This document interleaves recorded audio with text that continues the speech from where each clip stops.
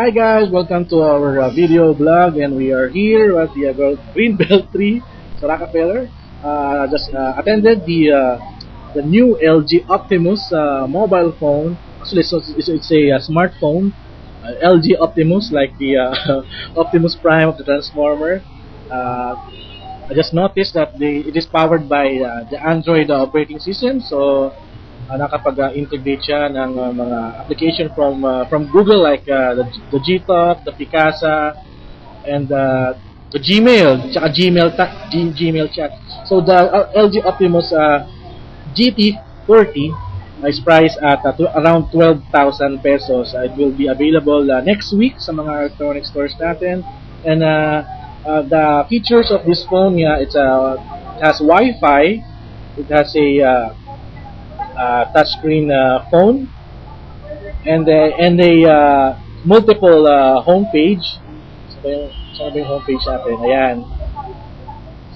It has you can set up at around 3 to 7 homepages. So may memo, may calendar through a different kinds of settings. And the most interesting part of this phone is that you can integrate your social networking sites available, like Bebo, Facebook, and Twitter, and you can also add more applications using the Android market.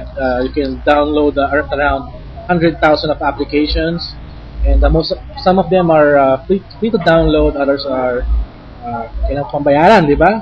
And I'm reading the price kit.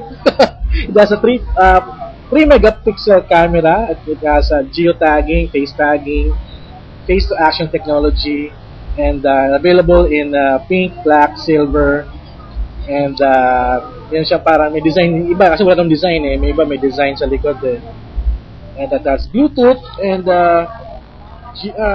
assisted GPS, and 32 gigabyte expandable micro SD memory. So ito sa affordable Android phone here in the Philippines. Tabangan nyo kasi ang kit nito it has ng battery. You can edit videos, and you can read office files. Ayan. Ayan, naglo-load pa lang. So you can read and save your Word documents if you're in the office. And it has an RSS reader, movie maker, and also email. So FM radio meron din siya.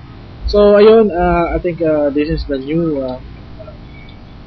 bagong kakabulin ng ating mga kababayan. So ito siya. Ayan. So there, I'll check this phone next week, and maybe we can post more review kung ano performance. I'll try the LG Crystal, the LG Chocolate. Medyo may mga konting tayong problem na encounter, pero as I experience here na medyo pinaganda na ng LG yung kanilang touch sensitivity ng touchscreen nila.